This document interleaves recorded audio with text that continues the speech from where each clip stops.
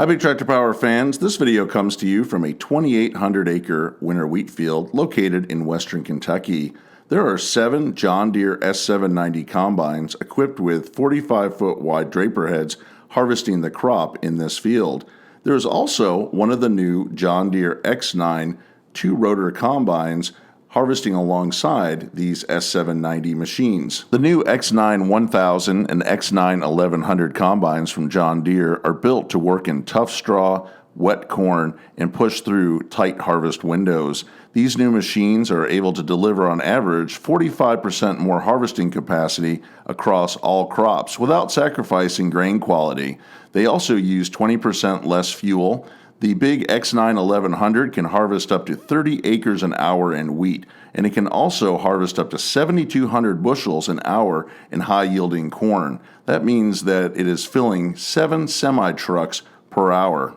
My friend Matt is out in this big field harvesting wheat, and he had the chance to get behind the wheel of the X9 combine for a few hours and harvest several acres of wheat. In this video, I'm going to spend some time in the cab of an S790 combine with Matt to talk to him about the features and advantages he sees in the new X9 combine. So let's head out to the field to talk with Matt and take in all the harvesting action.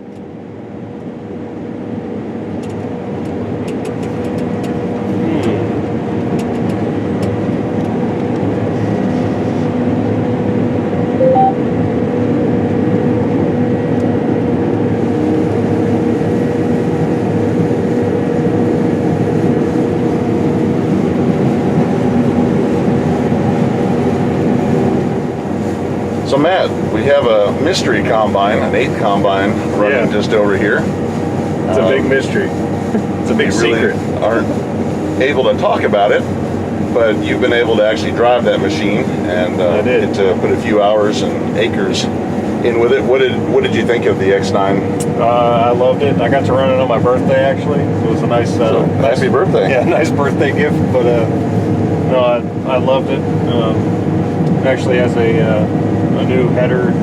They call it a hinge draper. It's not a flex draper. It actually acts more like a MacDon header, and I really liked it. Combine too had plenty of power. It was running circles around the 790s, that's for sure.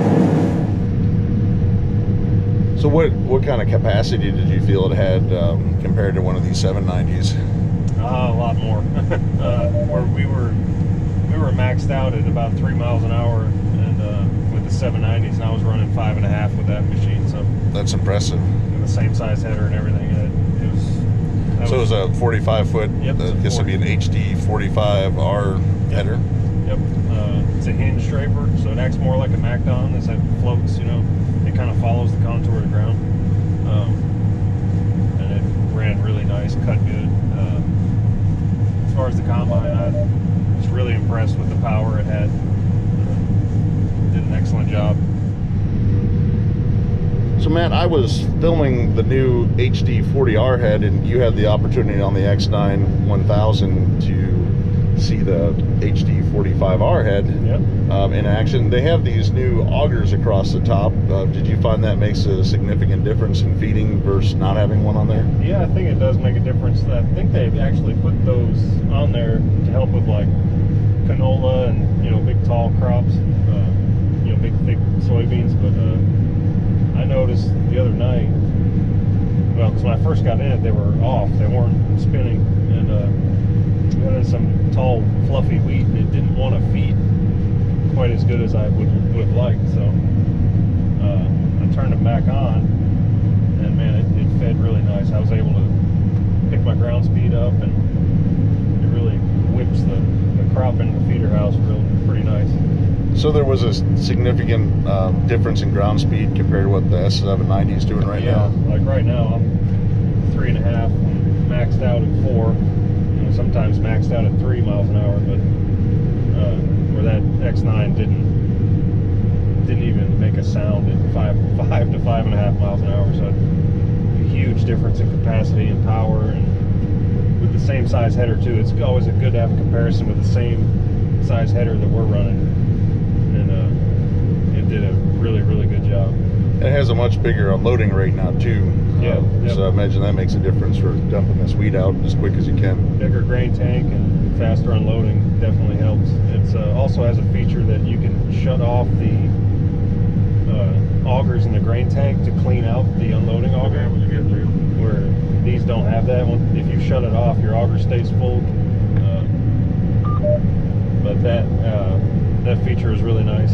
It lets you clean out the unloading auger to get that weight out of it, so you're not driving around with a full auger all the time. It's really hard on the equipment like that. So that's a nice feature. I really like that. What did you think of the new cab layout? A little bit different than the current S series? As far as the controls, everything, it's all the same.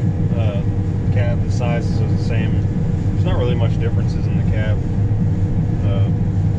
The storage compartments and cup holders are a little different, but that's about it. Any other standout features besides power and capacity that you liked on it? Or? I mean, yeah, everything is just bigger. On the inside, it's got dual rotors.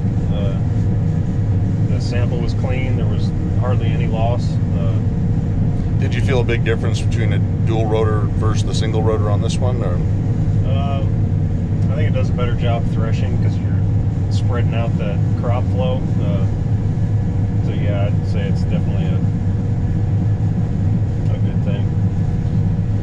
Well, I'm looking forward to seeing more of those out in the field and what they can do, and maybe we'll see some of them show up here in Western Kentucky next year. Maybe next year we'll be running 5 of those. We'll see. I sure hope so. It's nice. Yeah, I was kind of depressed when I had to get back in this one. This is a nice combine. It is. It's just that much of a difference. Well, hopefully the idea is to be able to run less combines and more efficiently and faster. Yeah, maybe we'll only be running 5 next year, and we'll see. Well, we can see the power's really working on this, and this is a 543 horsepower machine. So it's got the low engine speed warning. That's a sign to pull back on the lever. Now, time for an X9 1100.